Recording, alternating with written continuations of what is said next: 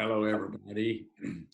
I'm Will Taegel, and one part of the teaching team of this great course. And I'm privileged today for those of you who are joining us through this Wisdom School Ubiquity webinar. I'm privileged to be able to connect with Ann Baring. And I want to say just a word or two before we get started about the format, before I link to Ann. If you'll note at the bottom of your Zoom viewer there, you'll see the word chat. If you'll move the cursor down to chat, and right away, when you click on that, you'll see that Ruth Schroeder has said, "Good morning, Will, great to see you." And I'm monitoring the chat as well as talking with Ann, so I won't be adding much on the chat, but I want to encourage all of you to express yourselves in the chat, because Ann and I are going to be talking. The usual format is for the presenter to lecture for about an hour or so and then have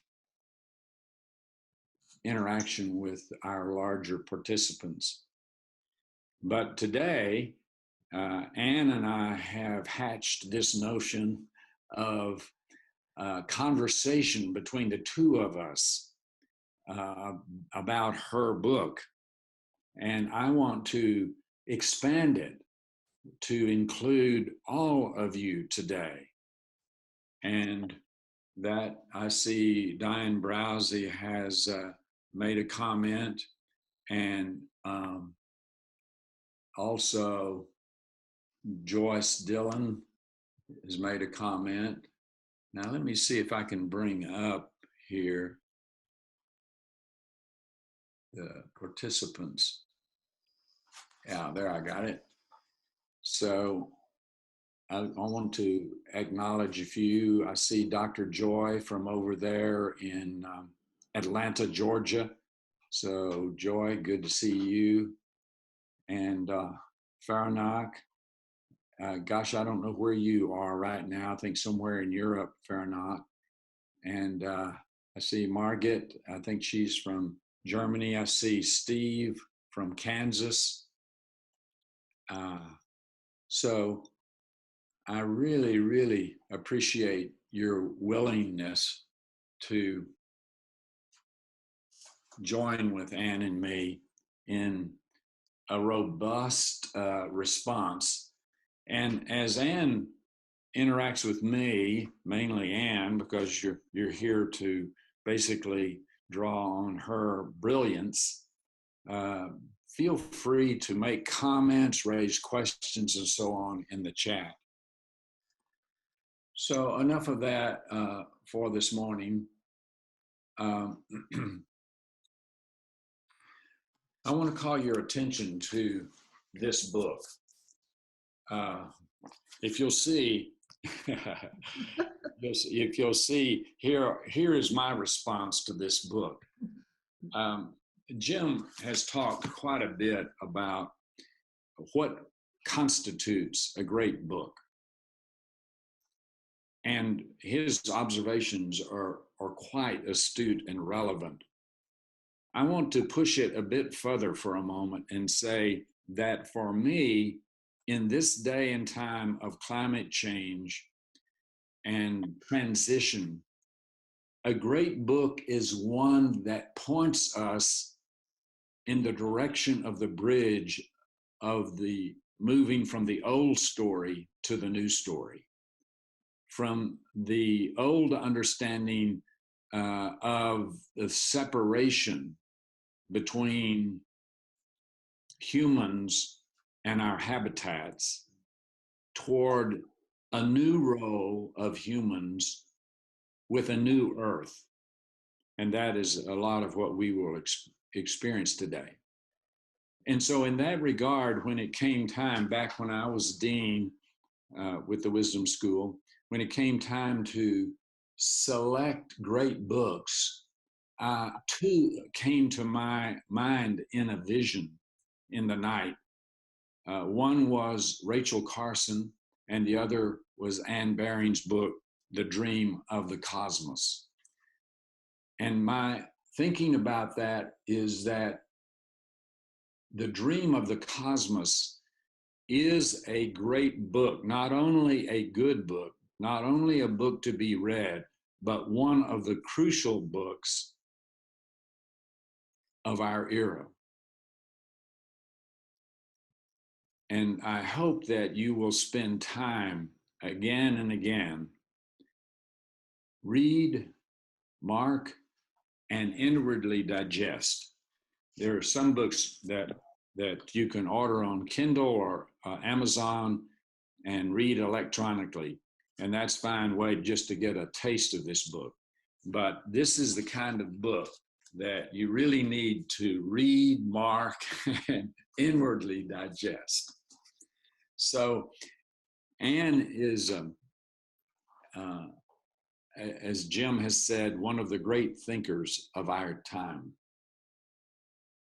In addition to that, I believe Anne is a bridge person, having a mother and grandmother who are American and father who is European. And so Anne has spent time living in the United States during a crucial formative period that we'll get into in a moment, but also representative of the deep earth emerging in Europe. And in that way, Anne, yeah, she's a Jungian analyst. Yes, she's written other books that are very important. But for our purposes today, I want to introduce her as a prophet of the new story. So welcome, Anne. Thank you. Thank you so much, Will. What a lovely introduction. Yes, and now you're coming to us from a UK that is right now in a heat wave. Not only that, it's in a crisis, a governmental crisis. So, yeah. And also the football, we've got the football coming up tomorrow. So you've got a lot going on there. Well, or the triple whammy. Yeah. Well, let's start. I would like to orient us to you and to your vision by starting with the out-of-body experience that you describe early in your book. If you would link us into that domain. Yes, well, strangely enough, just in talking to you, I said that happened in New Hampshire when I was 11 years old, when I was staying the summer there with some friends of my mother's. And rushing noise, not knowing what had happened or where I was going. And that went on for quite some seconds until I was spewed out into this dark immensity at the other end of the tunnel. And as I sort of came to, as it were, I heard two words, just I am. Now, whether all I was supposed to hear, whether no, but I got too frightened and I went back into the channel and back into my body and woke up in my bed. But that was so important because it showed me that there are two dimensions. There's just the dimension of this world, but another dimension that I entered just briefly, and that if I hadn't been so frightened, I would have stayed in longer. And I had a channeled message afterwards because my mother received these messages from about 1942 onwards. And it said that I'd been an advanced medium in other lives and that I would be a medium later on as I grew older in this life. And that I had something to do in this life, something to accomplish. So that was a very great formative influence on my early life. Yeah, well, I think that's really to the point. Now, you had this vision as an 11-year-old, and you were in New Hampshire visiting. But of great importance is you and your mother talked about this. Absolutely, because I didn't really know about these messages until I had this experience. And then she held back, thinking that it would be too much for a child. But then she told me that they'd been receiving these not for very long, maybe 6 months or something. And so I became a participant in them from then on, occasionally, not all the time, maybe one every 3 or 4 years. I was allowed to read them. And what for this present time that we're in, that I've put it on my website, what the messages said. It's under channeled messages on my website. Right. Well, that's another point I think people would do well to consider, and that is your marvelous website. And I really like that you've got a section on your website on channeled messages. Yeah.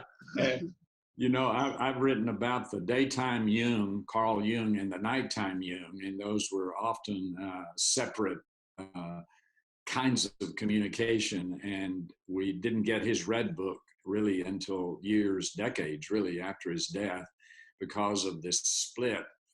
But right away, you have this nighttime and bearing and daytime and bearing together, and not only together, but on your website. And when Dan sends this out, I'll have him put a reference to your website. Thank you. Yes, that would be helpful. So because half of my book is on the website, or at least the extension of the book is on the website, which is huge and a bit daunting, but it's got lots of things which would interest people, I'm sure. So let's talk for a moment about that time when you were here in North America. So you were here in North America, and that was in 1942 or 3, somewhere along in there. That's right, yes, because my grandmother being American, at the beginning of the war, my parents decided to send my brother and myself over to her care, which we did. And I'll just tell you a funny story, because being who she wasn't going to pay any attention to the war. So she took us all back, if you please, to France in 1940, just before the Germans invaded France. And we had to get out in a hurry. And I had appendicitis just at the point when we were leaving. And I had to just go immediately after the operation on a train to Italy and get on a boat back to America. So my grandmother's little venture, unfortunately, had to be cut short. But you can see the kind of character that she was from that description. Right. Then you and I were talking earlier about that when you came here, you spent time in New York and in New England, but also in New Mexico. That's right. I spent about 9 months in New Mexico and Arizona, and I had a marvelous time there because I had an Indian guide who took me to the reservations, the Navajo reservations, and I spent a lot of time there. I don't remember, unfortunately, but I remember the feeling of riding with him to these reservations, and on a wonderful horse, a brown and white horse, which galloped like the wind. And it was just so exciting for a 10-year-old child to do this extraordinary experience while my mother was looking after my younger sister, who was quite ill with tuberculosis, or she'd had bovine tuberculosis, not the chest kind. So that was a wonderful sort of experience, as well as other parts of America that I visited and got to know quite well. And then I had a very good school in New York called Spence School, which had a wonderful education. And I went there for 2 or 3 years. Right. Well, I want to linger for just a moment on your time in Arizona and New Mexico, because it immediately preceded this remarkable linkage, but as an 11-year-old, with the unknown, the dimension in shamanic worlds we call the upper and the lower world.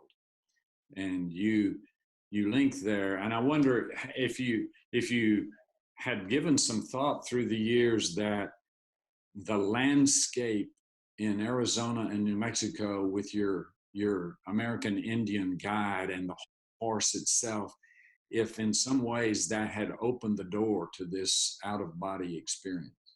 Well, I hadn't thought of that, but now that you mention it, that experience was a kind of calling, a shamanic calling, if you like, or shamanic experience, and possibly the connection with the Indians had opened the door to that, and with the guide.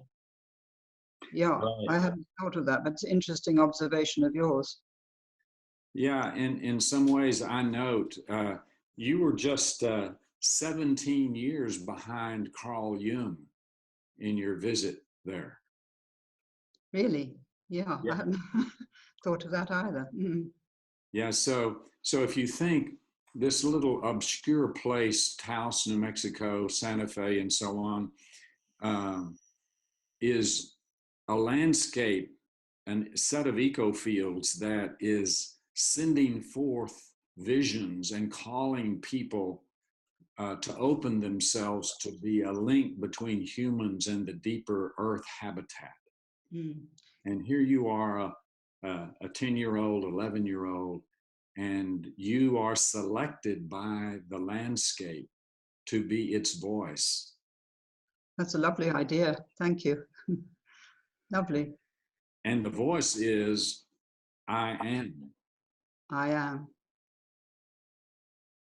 And Yeah. that holds so much. Those two words hold everything that one needs to know and everything one needs to discover in them. Didn't need any more words. Well, then your life unfolded, and you among other things, were in Jungian analysis, and you were talking with your analyst, Hella Adler. Adler, yeah. Yeah. And you made a comment to her that seemed very significant in the context of our conversation here. Well, I'd been reading a book on shamanism, and it suddenly just struck me. I'm being trained to be a shaman. This is what Jungian analysis is about. And I didn't really think of Jung then as a shaman, but of course that's what he was. And that, in a way, is what I've become, a bridge builder between two dimensions of life. Right. So these are my terms, not yours. But in my initial doctorate, I focused quite a bit on Carl Jung, so I know quite at least some about him, and also his training. And I consider you, more than any other person I've talked to or read, to understand the spirit of Carl Jung. Well, I hope I do. I've always felt very close to his way of thinking. And every time I read one of his books when I was depressed or feeling I didn't know what to do, that immediately put me in touch with my deeper self. And I felt refreshed and inspired, really, every time I opened whatever book it was. And in fact, I remember the first one my husband read to me when I was in hospital, which was Modern Man in Search of a Soul. Mm-hmm. That really started me off with reading Jung long before I had the analysis.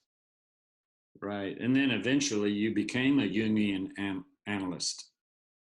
That's right. A 7-year training, long training. Yeah.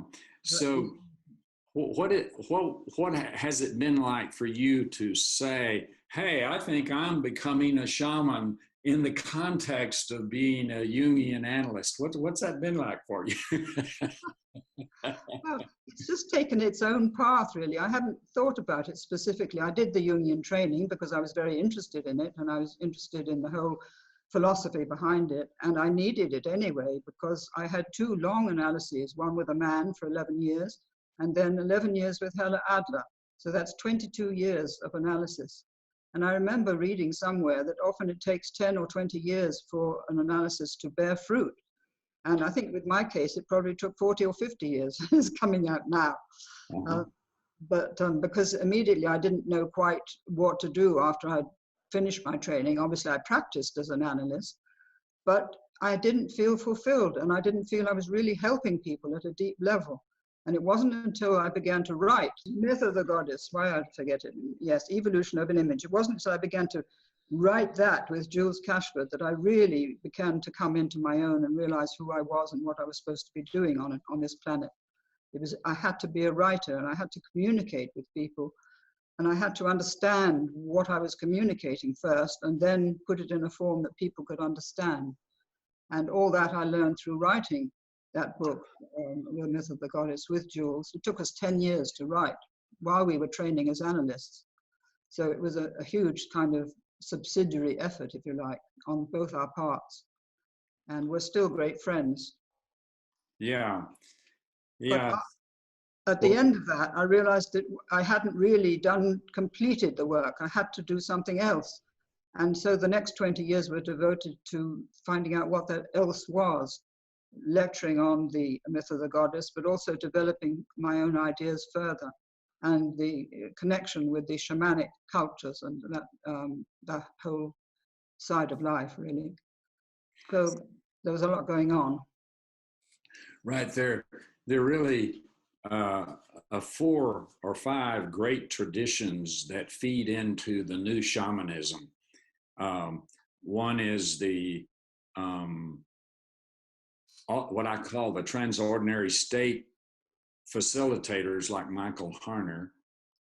Then there are the more traditional medicine people, shaman, like my friend and teacher Berhart, who have a different perspective, but similar. And then there's the perspective that you and I come from, and I'll lump myself in with you if I could for just a moment. And that is childhood experiences that are transordinary, that eventuate in personal psychotherapy and also training as a psychologist, as a psychotherapist. And it raises the question in our day of the role of psychological work in preparing us to this larger perspective that you're calling shamanic. So I wonder what your thoughts are about the necessity of doing this tough psychological work in order to prepare us for the larger story. Well, in my own case, it was absolutely essential. If I hadn't had that, I wouldn't have become what I am, because it gave me the training, and it gave me the connection to soul, which I'd lacked before because I didn't know what soul was. And it gave me the intellectual training as well. So I had a sort of double level, as it were, that both the soul connection and the intellectual training of reading a great many books and doing papers and all that kind of thing, which one had to do. So as well as taking trainees and learning the craft of being an analyst. So all that was very important for the formation of a complete human being, I think. It's very difficult in the culture that we live in now to get that depth without having some kind of analysis, preferably with a Jungian. But it then has to be a special sort of Jungian too. Not every Jungian can communicate this depth to the analysand. And I was extremely lucky in having both a man originally and then a woman who could communicate that depth. That the 11 years with a man were really dealing with my life problems and how to become a better wife and become a mother and not go completely off the rails, with knowing how to hold what I was trying to bring through. When I wasn't ready, I didn't have the framework to bring it through into. So that was what the analysis did. It gave me the framework. And I'm eternally grateful for that time that I spent with Hella Adler. And she really initiated me into the feminine. I remember writing 40 pages once about it and showing it to her in a great burst of outpouring of what the feminine was and could be.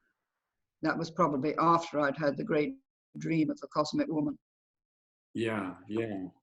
So I'll be interested in the chat box.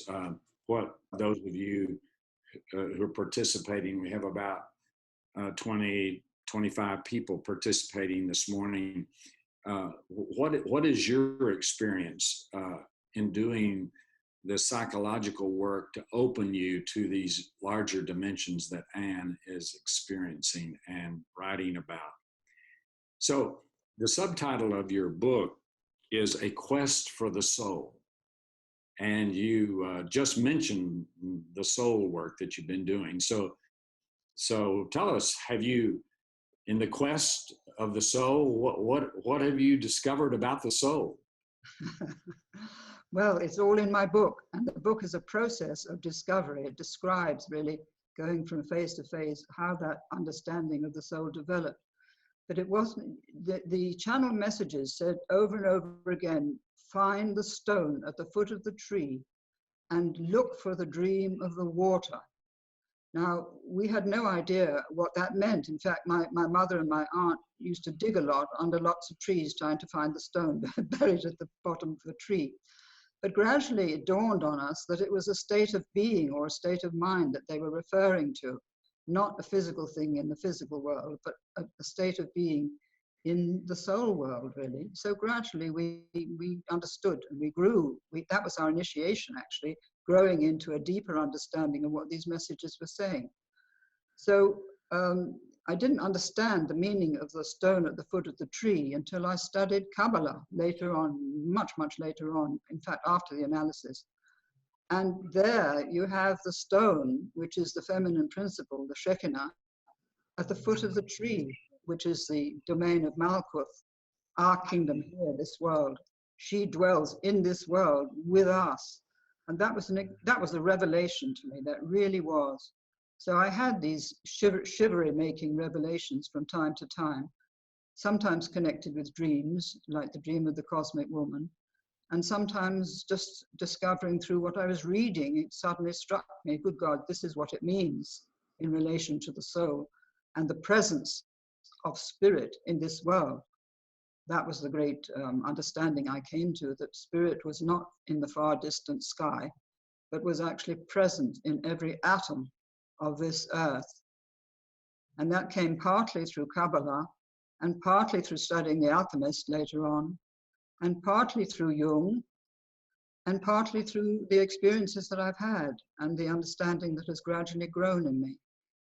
So it's a long process, but a steadily opening one, or a steadily growing one, into a wider understanding and appreciation of what being alive on this planet means, and what is it asking of every single one of us.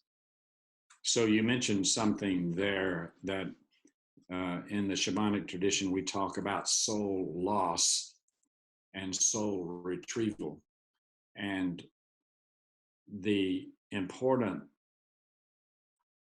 dimension of what you're really leading us into as we talk is in this notion of the split between spirit and matter, or spirit and earth. So talk to us a little bit about your journey in bridging those two dimensions that have been split. Well, it's been a long journey, but the first inkling of it really came, I think, when I was at university, and I just felt something was very wrong with the way things were being taught. And also it came through my Protestant upbringing and going to church and absolutely hating church, feeling ill and sick in it every time I went. Because in school in England, you had to go to school every Sunday and sometimes even more. And I always felt ill, and I wondered why, and where did this emphasis on sin and guilt come from? Where did it originate? So that was one aspect. But the other aspect was, as I studied more and more, I began to see that the Christianity had put all the emphasis on the transcendence of God and none whatsoever on the immanence of God. And I wondered why this was. And so this was the split really between spirit and nature that I came across earlier on and kind of noticed, but didn't quite consciously focus on. It wasn't until I began to write the myth of the goddess that this became more and more apparent, and also very clear when it became apparent, which was about 4,000 years ago, not very recently, 4,000 years, when you had the building of the great empires in the Middle East. You had the movement of peoples all over, and you had the coming of the northern tribes down from between the Caspian and the Black Seas, coming from the Russian steppes, bringing a totally different cosmology with them, which destroyed and upset the older cosmology of the Great Mother, which had prevailed for many, many thousands of years all over Europe and possibly most of the world. So all these discoveries that Jules and I made showed that there was a fundamental separation between spirit and nature that had, as it were, infected the patriarchal religions. And I will use that word deliberately, because that is where the loss of soul has come from in all those traditions, and the loss of soul today when we think that we can master nature and have control over nature and dominate nature. All this comes from mistaken notions of belief long, long ago, and also the actual habits of behavior which led us to conquer other tribes, other peoples, other cities. And the Middle East was in turmoil, just as it's in today, 4,000 years ago, with people moving to conquer this, that, or the other people, and take them into slavery. So all that history shows the actual manifestation of the split, which infiltrated human consciousness around that time and has stayed with us ever since, and is what we now are addressing in trying to heal that split, heal all the methods of behavior, the habits of behavior, heal the mistaken beliefs, and give us a new story which could inspire the whole planet and lift everybody on it into a new level of understanding, leaving behind the old stories as being valid for their time perhaps, but leading us astray. And I don't include the teaching of Christ in that, because the teaching of Christ is still absolutely relevant today. But it's been lost in the emphasis on belief rather than transformation. Mm-hmm. Maybe I've said enough. No, that's great. That's great. And so in some sense, I'll leave it to you and Jim to talk about the connecting this Nietzschean notion of the death of God and what belief system that is attending to. I want to focus though for a moment on how I love what you said there, that this was a global infection that Claire W. Graves calls a viral infection, a meme. And the meme was rampant in the Abrahamic religions and also in scientific reductionism that we'll get to in a moment. But I want to focus for just a fair amount of time on your brilliant insights into Plato, about page 99 or 100 for those of you who are following this in the book. So let's talk a little bit about how Plato led us in deeper into this virus, this split within our being.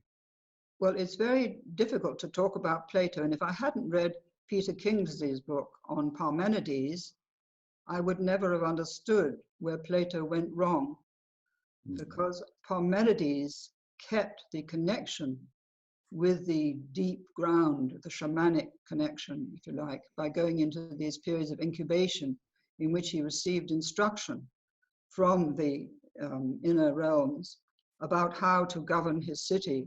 And the people like him did that. They brought back the laws with which to govern their cities.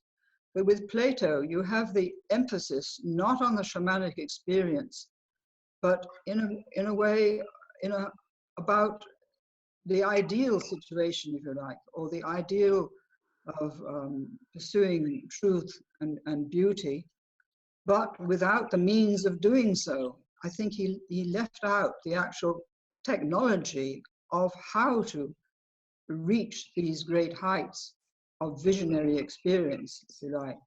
And also he put very great emphasis on the spiritual, as it were, but not enough on the body. Really the body was, with its passions and its difficulties and its instincts was really put down in relation to mind. And of course, all the people who followed Plato picked up the emphasis on mind, and that's why we've got the emphasis today on the rational intellect. But Plato didn't mean that at all. He actually meant the visionary imagination, I think. But because he left out the instinctual side, it got split off again. So you have the mind split off from instinct. Does that make sense? Yes, I don't know what I actually said, what I've said in my book. But I do remember that Peter Kingsley and Parmenides helped me to understand that. And also reading a wonderful book called The Master and His Emissary by Ian McGilchrist that I recommend to all of you. He understood that this had happened too. And then because of the emphasis on Plato and the rational mind, which he didn't mean by the word nous at all, but that's the way it was interpreted. We've come to put all the emphasis on the mind and to leave out the soul and, and the body. So we have to reconnect all these three with each other now. That's the great task of reconnecting them and rescuing the body from the neglect and the contempt with which it was held in Christianity, and restoring it to its place as the temple of the soul. And anyway, one can't blame Plato because he was of his time and a great genius and a marvelous writer, and I love reading his work. But I do find there is this split there between mind and the natural instinct, or the body, if you like. Right. I think we're pretty facile at noticing how in the Abrahamic religions there's this split between the immanent divine and the transcendent.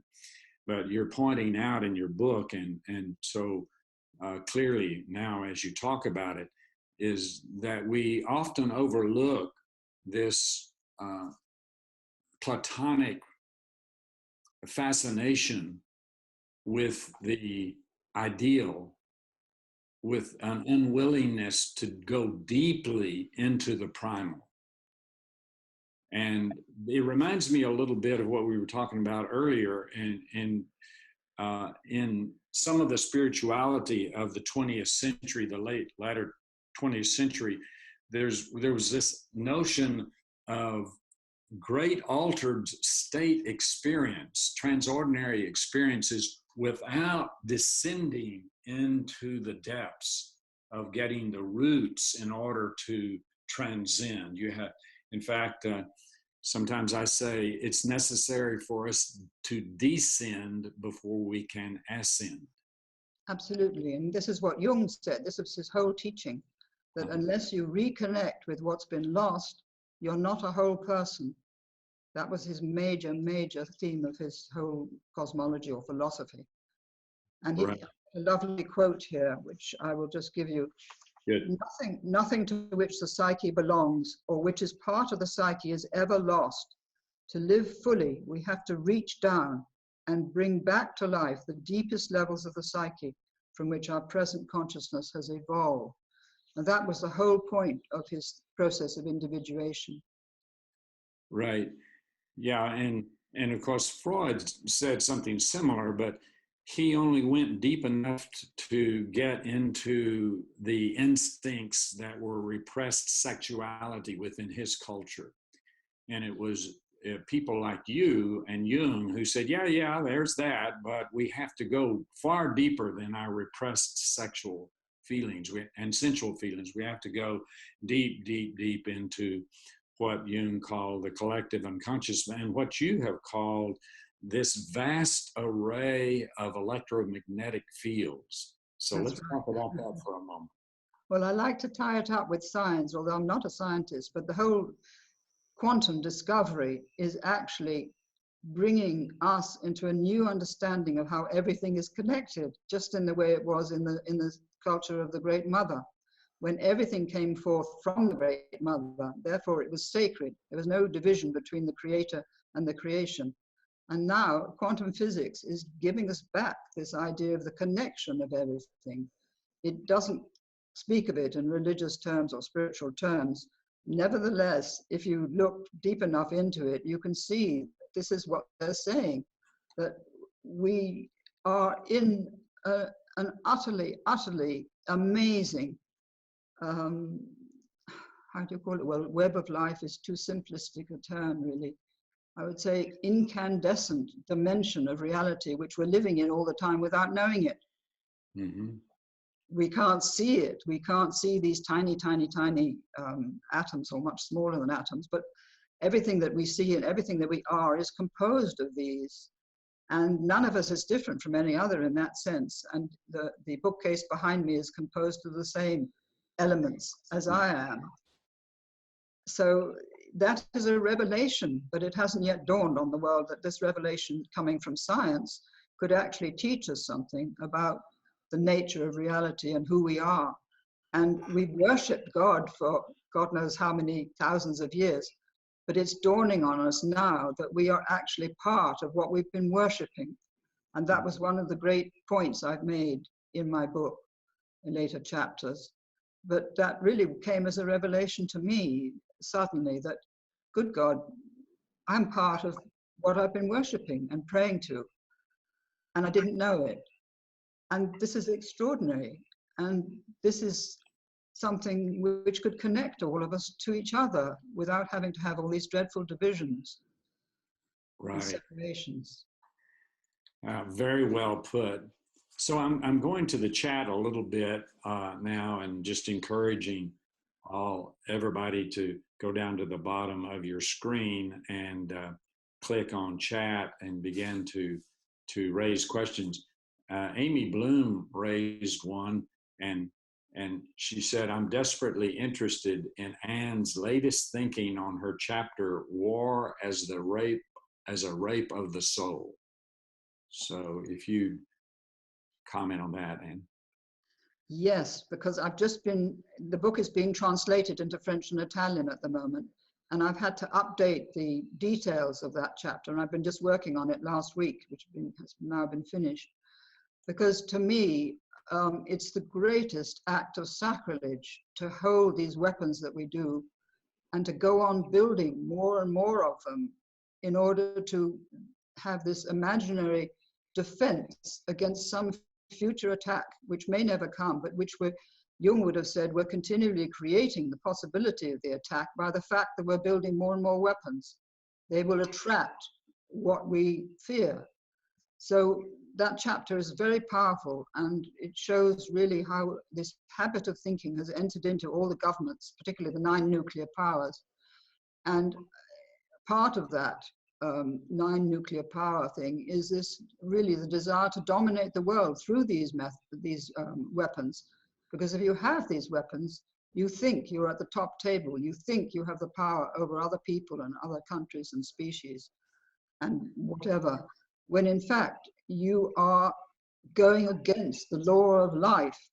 You are actually committing the greatest possible sin, and you are doing something truly demonic in creating these weapons. So I feel very strongly about this, and I've put all that strength of feeling into that chapter, and also the previous one on the shadow, to show how we're unconscious of what we're doing. We think we're defending our own nation, but in defending our own nation, we're actually threatening the lives of millions of other people who may be killed by one single hydrogen bomb, which we might set off or might inadvertently be sent off.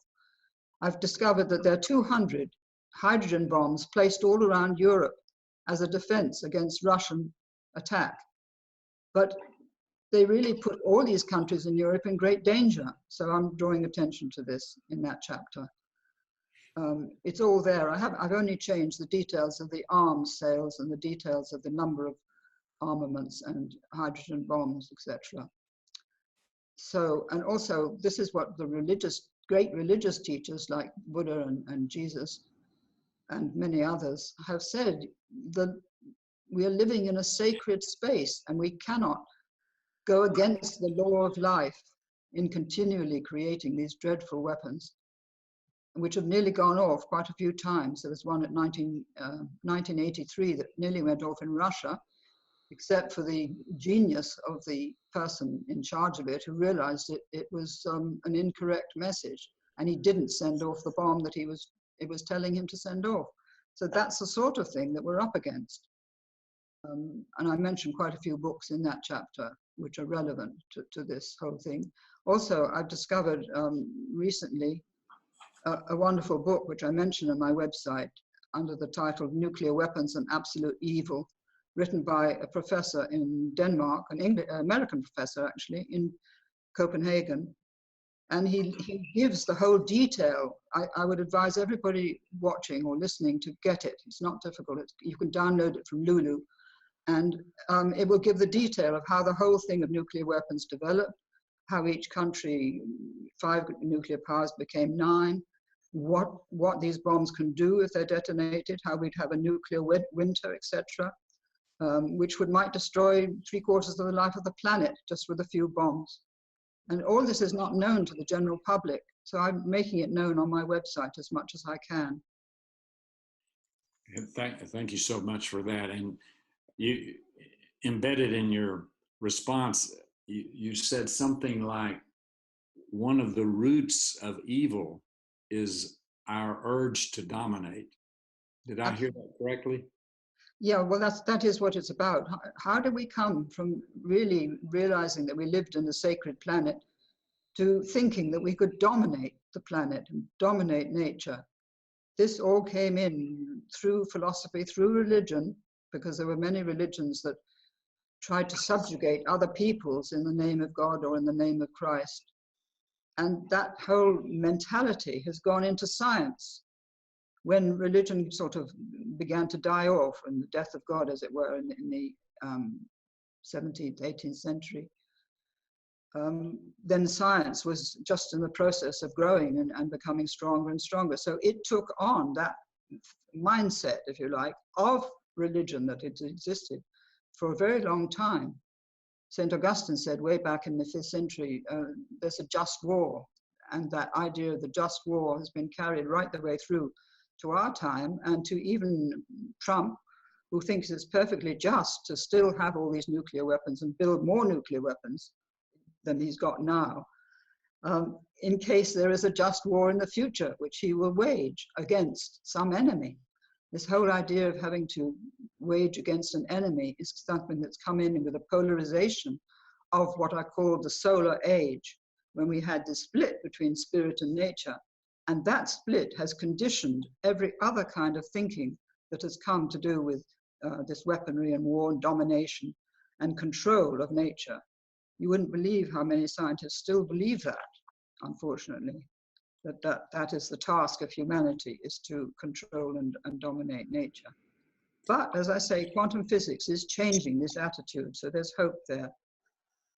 And there's also hope. I just want to mention, as a complete contrast to this, those boys that have been rescued in Thailand, because there you have the true soul impulse, the heart impulse of going to help other people and bringing them out of the most, well, really a living death, out of that terrible situation. They've given their lives, these SEALs who are helping bring out the boys, in order to rescue these 12 boys and their teacher. That is a great lesson to the whole world of really how we should be behaving to all peoples and all children and all situations where people need help and where love can come in. Because really, the actions of those very, very brave men is love. It's the expression of love for these children who are sort of abandoned there, who are also, the children are going through a shamanic initiation, a death and rebirth, which will undoubtedly influence the whole of the rest of their lives. And it'd be very interesting to know what they become as a result of that. I was thinking of that because they've really been, they thought they were going to die, all of them, and suddenly a light appears with a man behind it, and there's hope.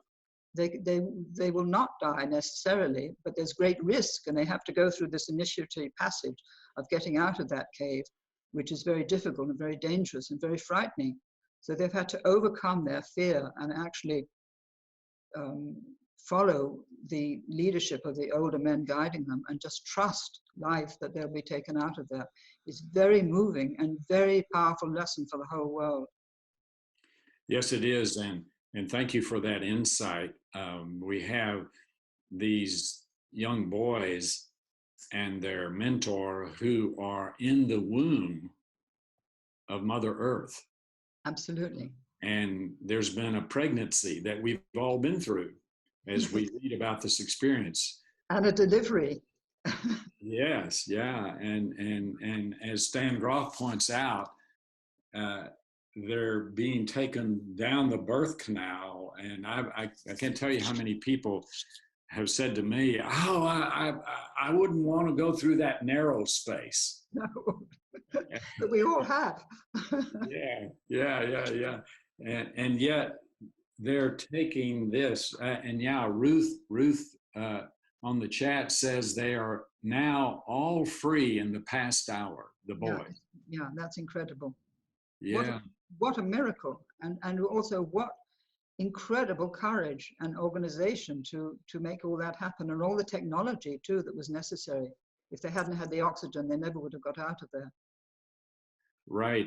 And I think you're pointing to a deep underlying shamanic Jungian urge coming up from the earth that captures us, see, in this story. This is a part of the new story. This is a new birth. Yeah, absolutely. Thank you for saying that. That's exactly what you have to go through, this very narrow passage, in order to come out into the new story and be able to live it and understand it. Yeah, exactly. And in a way, that's what we're about in this conversation this morning, is birthing ourselves. Along that line, I think I also have had this thought since I live in Texas, and I've been thinking about a series with interviewing the children of immigrants, since I have some access to that. I've got to figure out a way to do it without putting their parents at risk. That's tricky now. Yeah, but it's interesting how people high in our government can get all wrapped up in this story over in Thailand with these 12 boys and their coach. But right here in our midst is the birthing of the divine feminine that we have caged through this dominance that we have, this protectiveness that we have. And the fear, it's based on fear, and it's based on survival instincts coming from fear. That's what's at the root of it all, is that we're still dominated by survival instincts rooted in fear. Yeah, exactly. If we're not in control, something terrible will happen. For those of you in the United States, if you have a chance to go see the movie Would You Be My Neighbor, which is a story of a television personality, Mr. Rogers, in which his whole process is to bring out of the interior of children the deep feelings that they're having about life. And that's where our birth happens, I think, right now, as Anne, as we're interacting with you, is I have these feelings that are coming up. And one of them was expressed by Ruth in the chat box. She says, might you speak about welcoming these life experiences as teachers when they appear as, quote, psychotic breaks, schizophrenia, or madness? When they appear, at least to the mainline culture, to be a psychotic break or schizophrenia or some form of madness. Yeah, well, there's nothing in the culture to receive people who are going through that state. And so they're branded or labeled as mad or psychotic, and they're given pills. There's nobody to listen to what they're actually saying. This wasn't so 40 or 50 years ago. This whole pill culture has grown up since then. Treating people for a manic depression or psychosis has increased enormously in America since 1990s. And since that time, although there's masses of psychotherapists, but they don't know the depths often. They haven't gone to the depths themselves. So they're terrified of the depths and probably hold them at bay and can't listen to the psychotic statements of the people that they might be treating. It's a very tragic situation, and it's all come about because of the defense against fear, really, and against difference and change. There was a wonderful man in California, a psychiatrist, I can't remember his name, it was a double-barrel name, and he took schizophrenic young people to his farm for 6 weeks, I think, and put them to work on the land. And being in touch with the land, they worked through their period of real psychosis and came out of it, and then were enriched by what they'd been through. So they didn't have to shut it away and be frightened of it and be ashamed of it or whatever. They could integrate it through his help, with his help. But I don't think that's been done anywhere else that I know of. Well, probably has been done, but I don't know about it. But that is a great loss, because so many young people, particularly 16, 17, 18, who are confused and frightened and finding the modern world difficult, and particularly social media difficult and intrusive and attacking them in one way or the other, they might go into a psychosis and not be given the help they need, which is really just to be in a peaceful place, in touch with nature, given some work to do, like growing something or planting something. And that in itself is healing and can bring them through. And they find then a value in their own life, in the relationship with the earth. Whereas before there was no value. They were just, as it were, lost in this world which has no roots, has no foundation, and no moral values whatsoever. Democracy is not a moral value, it's a concept. So this is something that the youth everywhere, all over the world, really needs help with, understanding of the value of their life above all, and to have the patience to wait, not to expect everything soon or at once sort of thing, but have the patience to grow into what they're capable of becoming. It takes many years, 50 years maybe, before you can become truly who you are. Mm-hmm. But if you lose it when you're in your teenage years and you're given antidepressants or whatever, antipsychotic pills, you may never come out of it. You may never grow into who you are. And that is a very great tragedy for the whole culture as well as for the individual.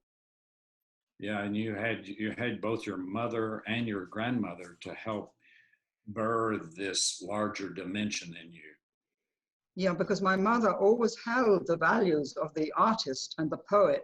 So even though I was going into a very intellectual background in Oxford University, where I had to pass exams and everything, I never lost this other side. I was able to hold the two little by little, and particularly when I had the Jungian analysis, to hold the two together instead of them becoming split apart and one side completely lost or neglected, in order that the other side should, as it were, triumph or be superior. So I was very, very lucky. I was incredibly lucky to have such a wonderful mother, and also a very good father, a stable father who was very, very gifted, but tremendously hampered by his English upbringing. Yeah, it reminds me of one of Jung's quotes, that the psychotic drowns in the same sea that the mystic swims in. That's right. And there are probably many mystics in embryo in our culture that would benefit from somebody listening to them and saying, it's okay, you don't have to worry, don't be terrified. This is part of an initiation into another kind of a reality. Yeah, part of our being a community here in this course, for example, nearly everyone, I think we have about 20, 25 participants now, 26, and nearly every one of us, since we have inside the child of the culture as well as the natural child, we have the child of the culture, the children of the culture inside of us. We wonder if we're crazy because we have these transordinary experiences. And a part of what we're doing at this very moment is saying, no, you're not necessarily crazy. What is needed is an elder to help bring you through the birth canal the way these children from Thailand were brought through the birth canal. Yes, it needs an elder to earth people, to put them in touch with the life all around them, the environment, to find some way of connecting with the environment and serving the environment, maybe through animals, maybe through plants, maybe through trees, maybe through helping other people. I don't know what it might be for each individual, but some form of service and some form of connection with practical earth things, like even cooking is a tremendous help, healing help. Cooking is wonderful because you're working with matter and you're transforming matter with matter's help into something new or different. I've just been making some egg mousse for some friends who are coming to stay tomorrow, and working with that, with the eggs, you turn the basic ingredients into something else, and this is alchemy. Yes, yeah. Do you garden as well? Now, I'm too old now to garden, but I still water the garden. Yeah, well, that's key. And in fact, you early in your book, you talk about the dream of water. The dream of the water, yes. Just a comment or two about that. Well, the dream of the water was very perplexing. We didn't know what it meant. And it was only when I came to alchemy that I understood that it's the divine water that we're all in. Mm-hmm. It's the water of the soul, the cosmic soul, not the individual soul, the cosmic soul, as well as the individual, if you like. But it's the divine water, what they call the divine water. And of course, that is the dream. And the dream of the water is that we should become aware of this. The water's dream is that we should know who we are and what we are, and relate to the spirit ground that we're in and serve it instead of abusing it and trying to dominate it. Right. We have a comment from Rachel that says, nature is always holding up a mirror to our dysfunctional behavior. If we only knew how to understand symbolic language, she said. Well, I think we're learning it. And also, I was watching a fascinating program about a woman shaman in South Africa who can speak to the animals and who's learned to understand the language of the animals, even the language of a terrifying black leopard that was frightening everybody, and was called Diabolo, devil. And the leopard, speaking to this woman, said, "I don't like the name devil. Please think of another name for me and I'll be much happier." And so they called it spirit. And it changed its behavior and became docile and perfectly manageable from being totally ferocious. So that's understanding one kind of language, if you like. There's also the language of plants, which gardeners study and know a great deal about, particularly in this country. They're great gardeners. And we've had marvelous shows recently with people designing gardens and mountains of wonderful flowers. So that's another route to connect with the language. As you work with these aspects of nature, you learn the language and you learn to serve it in the way that you're doing, whatever it might be, me watering the garden at night to stop it dying or whatever. Yeah, I wrote about that in a book called The Mother Tongue, Intimacy in the Eco Field. And that's really, I think, what we're called to do. That's a part of the lost language that you've said it so well. The lost language and is many facets of it, but one of it is just the ability to get to know in an intimate way different parts of our environment, like the garden and the plants and the leopards and the coyotes and so on and so forth, so that we actually can understand the language we can listen to rather than trying to dominate. And also we can know that we're part of the environment that they also are in. We're not separate at all, as we've been taught, or as we feel we're separate, but we're not. Our actual atomic molecules, or I don't know what to call them, are connected with all the other ones that are around us. So we are connected without knowing it. So we just have to watch for synchronicities, watch for the kind of birds that come. One of the great problems nowadays is that so many people live in cities, so they're not in touch with gardens and with wild nature, mountains and rivers. if possible, everyone should go at some stage in the year to a place where there's a mountain or a river, just to connect with that wild nature which we've become separated from. And that's much more easy in America than it is in England. Yeah, that's a good point. We're really, all of us are a part of nature. We don't go out into nature. We are an aspect of nature. That's right, yeah. But there's what I call the outer bands of the hurricane of nature, which are dominated by humans, freeways, and so on and so forth. And then at the heart of nature is this wild, untamed part. And by that, I mean that dimension of nature that is not influenced that much by human beings. When we contact that dimension, then something happens to us. And I was hiking in Montana one time, and Judith and I came across a grizzly bear. And suddenly I realized the humility of humans when we are confronted with what we cannot control. That must have been quite an experience. Yeah. And I think that's, in some ways, Anne, I think your book is a primer on the forgotten language of relationships.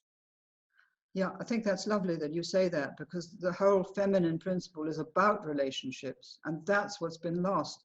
The value of relationships, the value of the heart and the feelings of the heart has been lost with the too great emphasis on the rational mind and on intellect and developing the intellect. The heart has been forgotten, and the whole field of relationships, which is really the foundation of all our lives, that needs attention. But I think it's getting it now. I mean, a lot of people are waking up to this now, and there are many, many people in America, more than there are in Europe, I think, who are doing this, although Germany is also very much awake in this respect. Yes. And the Netherlands as well. Yeah. Well, I'm going to pause here for a moment, and then I want to come back to the new story on your website. But I want to bring in some people, and I see Linda Griebenow is here, and I wonder, Linda, if you're willing to bring a response into our circle today. Let's see if you can. Yes, there you are. So Linda is the new dean of the Wisdom School, so we're honored that this is your role of leadership with us, and wonder what your comments are today. Oh my goodness, it's a good thing that I'm not in my pajamas doing this. This little surprise attack here. Or opportunity, should I say. Yeah. Anyway, I'm just absolutely overwhelmed in some ways with all of this wisdom that's emerging here. I was just writing a little note about this. I thought to myself, Pluto is doing its work, isn't it, these days? Those who are aware of the astrological or the mythological or the amazing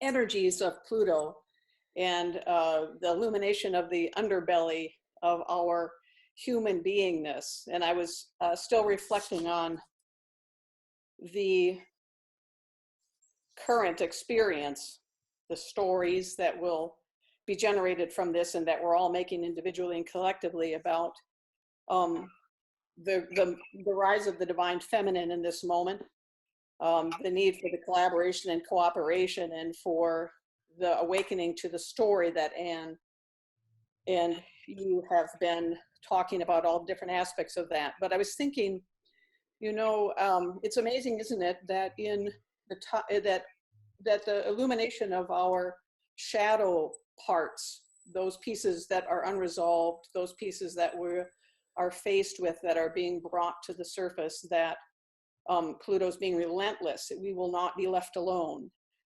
we must decide what it is that we're going to do to bring ourselves to a higher level of consciousness and acting through love in the world. And so we have this culture in Thailand where there is a particular value that suggests that 12 children are worthy of sacrifice of an individual's life.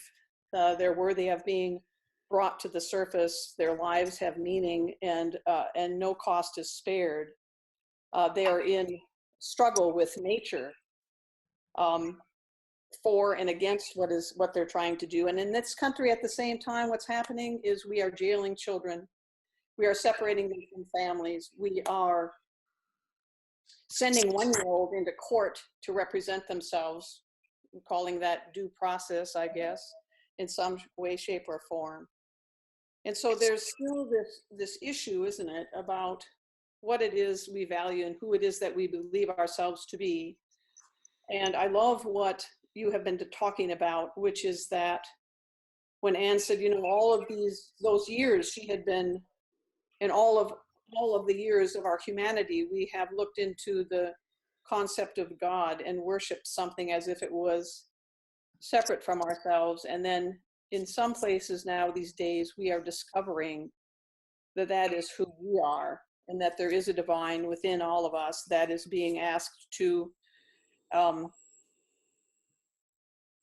you know, to take the lead, that idea to take the lead, that we are what it is that we are looking for. We are who it is that we have been searching for all of this time, that divine spark within us. And out of that darkness, I'm hoping that these days, that the illumination is brighter and brighter, and that we find our way through that guiding light that's within each one of us. We have to determine who it is that we are in relation to all that it is that we believe. And this is such an important conversation in this moment, and such an important time for this conversation to be being held.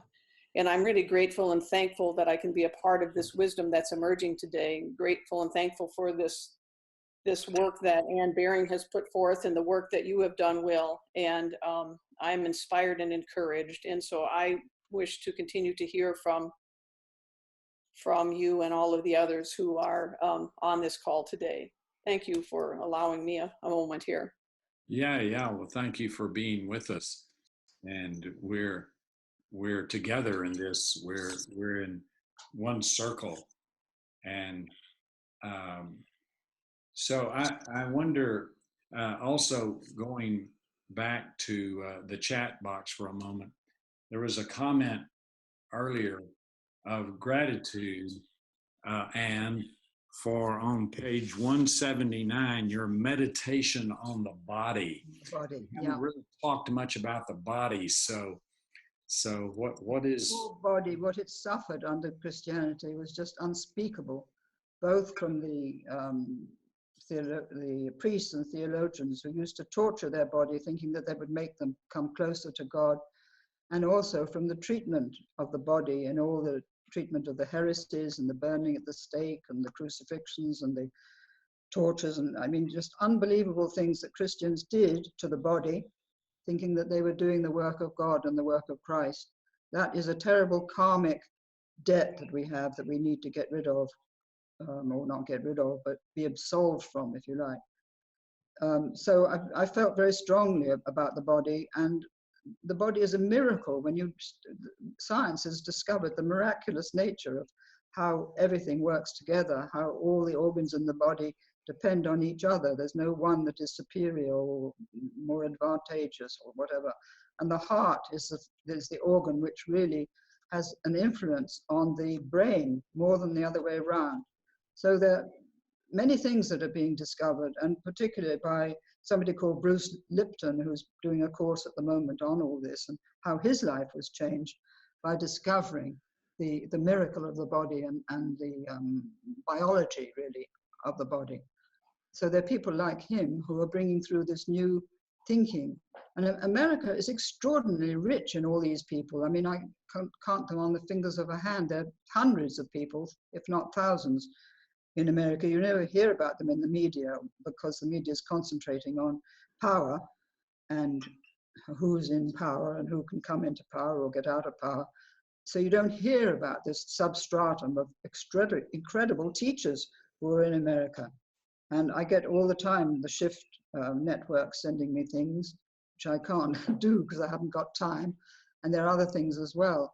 So I think there's great hope. There's a complete split in the American psyche between this mystical, integrated, connected psyche and this terrible political psyche, which is only interested in power and how we can get more of it, and in the treatment of the children, which is absolutely shocking and against all the instincts of the feminine, really. In us, the heart instincts are simply not allowed to be heard in that stratum of American society. And Trump at the moment embodies them, but he embodies other things as well. You never know what he's going to do next, like his meeting with Putin. We just wait and see what happens there. So there's tremendous hope as well as despair over the shadow side. And I think, coming back to what Linda is saying, that there's more hope in a way, and something is shifting in the collective psyche now, as exemplified in these boys in Thailand, but also in the football. Because football, the World Cup, is bringing together young men from every country in the world to meet each other, to compete with each other without actually killing each other, although there's some rough work in some of the games. But that is bringing together all the youth, as it were, so that it's going to be more difficult for the youth in one country to send bombs to another or to fight another. And we may come to a point where young men just say, I'm not doing it. I'm fed up with all this army business. I'm resigning. I'm not going to fight for my country. I'm going to serve the planet instead. Yeah, you and Linda both are pointing to what Jung called the golden shadow. And in some ways, it's more difficult for us to own our possibility and potential and hope and love than it is to own the darker impulses. So just a couple of comments about the golden shadow. Well, that's a lovely term. I hadn't actually come across that in Jung, but thank you for telling me about it. Well, I think the golden shadow needs strengthening. And if people in America came together more and shared all these different organizations that are working together with the indigenous people in New Mexico or Nevada or in Montana or Santa Fe, who are coming, people like Chief Phil Lane is a marvelous teacher. I've got all his teachings written down here from having done a shift course with him. And also someone called Chief Arvol is another one, who's head of the Lakota people. So you have in America these great teachers among the indigenous people. And really, if you spread their teaching among all the schools, if you can, or your university, that would be one of the things that would be a tremendous help. People would have respect, people would listen, and children particularly would listen. Apparently there's a children's book on the sayings of Chief Seattle, which I've just ordered from the internet to give to a child nearby here. So you have books there too, which you can give to children and teach them about the need to look after the planet. And this will grow, this golden shadow will grow, because you can't fight the dark shadow. You can only fight the dark by bringing in the light and becoming the light, as it were, without, you can speak about the shadow and deplore it, but there's no way that you can get rid of 1,500 nuclear bombs in America, or however many they have, and so many in Russia as well. You can't go and dismantle them. So you have to do other work, which is to do with being true to the golden shadow and being sure that you have a work to do and not just trusting yourself, not saying, oh, well, who am I to be doing this? Who's going to listen to me? Just do what's in front of your nose and follow it day by day, and follow your intuitive insights and trust them. Don't doubt them when you have them. Follow them. Good, thank you. Then we had from Ruth a comment in the chat. What about getting some Native elders to join the conversation with the immigrant children? Yeah. That would be fantastic. Yeah, it's a great idea. I'll take that into advisement.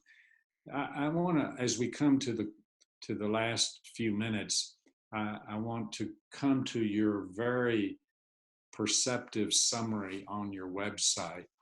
In 1988, you were introduced to Thomas Berry's notion of the old story and the. Well, I think that Thomas Berry influenced on me, and in fact, naming my book "The Dream of the Cosmos" was following his book "The Dream of the Earth," and the elements of the new story to me are, first of all, we have to relinquish the old story. We have to relinquish the idea that we're sinful beings. When we die, that's the end of us. We have to change our image of death. That's one of the parts of the new story that I'm focusing on a lot, because we don't die when we die. We go on to other dimensions, and we come back to Earth thousands of times, or possibly to other planets where where we've lived before or live again. So changing the image of God is one, changing the image of death is the second thing. But it's all on that awakening to a new story, awakening to the understanding that we're all connected, that we're not little separate little bits split off from nature or split off from each other. We have a deep feeling connection underneath, which will come through more, I think, as the new story gets going. The actual phrase "new story," other people are using it. It's not unique to me, but I'm using it a lot in my teaching and my talks now, because I think people need an image of this new story. They need to feel that there's something they can connect with, something that will give them inspiration and courage, and also the ability to act, because now is the time to act. The time for assimilating ideas is finished now. We need to act, and in whatever way we can, to help the earth and help each other and help those poor children who are really just treated as detritus. It's really appalling. So that's all part of the new story. And I put there the scientific discoveries, I put that into that article on the new story. And I've also put a most beautiful poem from the Essene Gospels, which is actually, Jesus was an Essene, and his teaching came from the Essenes. And in that beautiful song or prayer that I put there is the essence of really Jesus's teaching about loving the earth, knowing that we are divine beings. That's another thing, very important. We carry divinity within us.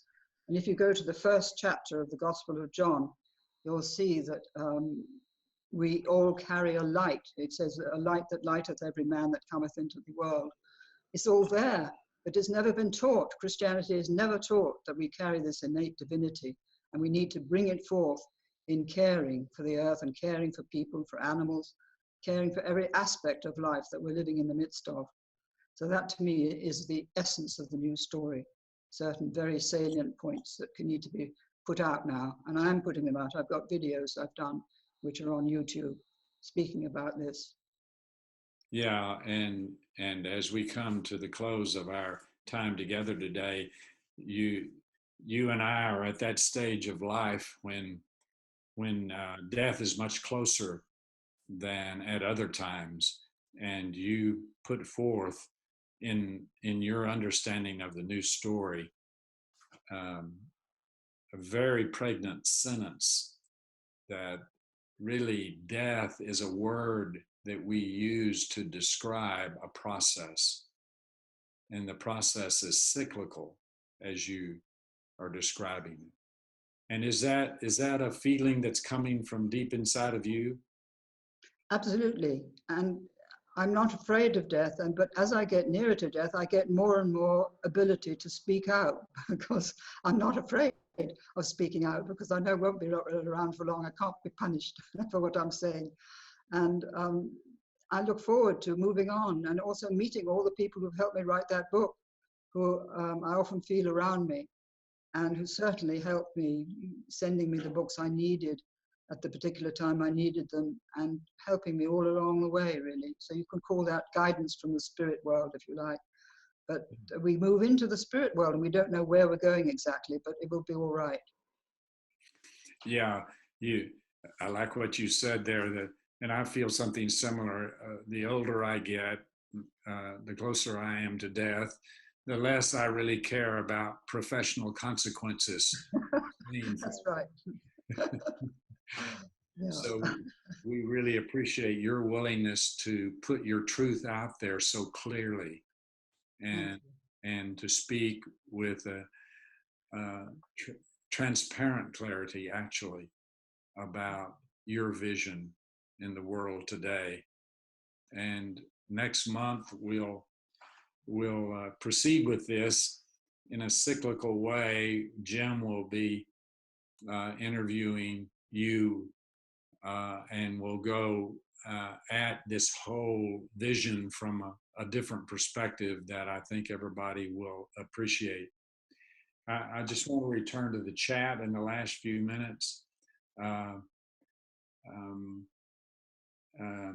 Sheila says, much gratitude, Anne, for your luminous presence and deep wisdom. Your message resonates deeply with me. And then Amy Bloom says, I feel the glow of your great gifts. And then Dr. Joy from over in Atlanta says, thanks, Anne, for your inspiring book and your divine presence. And really, that is really kind of the essence of your quest for the soul, isn't it? Mm. The golden shadow is owning that we are a divine presence. Yes, but you have to go carefully with how you tell people. I think I noticed there was one remark saying you can't go around telling everybody they're carrying this divinity. You have to judge your audience. You have to be sure that you can speak without either upsetting, offending, or terrifying people. Yeah, good. Maybe we can close with a statement from Linda Griebenow. She says, there's no way of telling people that they are all walking around shining like the sun. Yet, as we know, to make the attempt is part of our wondrous and terrible vocation. That's right. We're called in this broken world to open ourselves to the beauty that persists, to allow ourselves to see and be stunned. She's quoting Thomas Merton there. Yeah, lovely. So, Anne, thank you so much. I can't tell you how deeply I appreciate and experience the connection we have as we talk, and my heart swells to be with you. Thank you, Will. Well, you make it possible for me to reach a wider audience and to understand what I'm writing, which is absolutely marvelous. And so thank you. And our connection is very deep now and long-standing. So I'm very, very grateful for that. Good. Thank you so much. And next month, you'll be receiving notices. And Anne, I'll talk to you. I'd like to explore this notion of the divine water a bit more with you, but I'll do that in an aside. Okay. Okay. Goodbye, everybody. Thank you so much for being with us from all around the world. Fahrenach from Europe and Germany and the UK, and then that terribly foreign country called Texas. Okay. Goodbye, everybody. Thank you. Bye.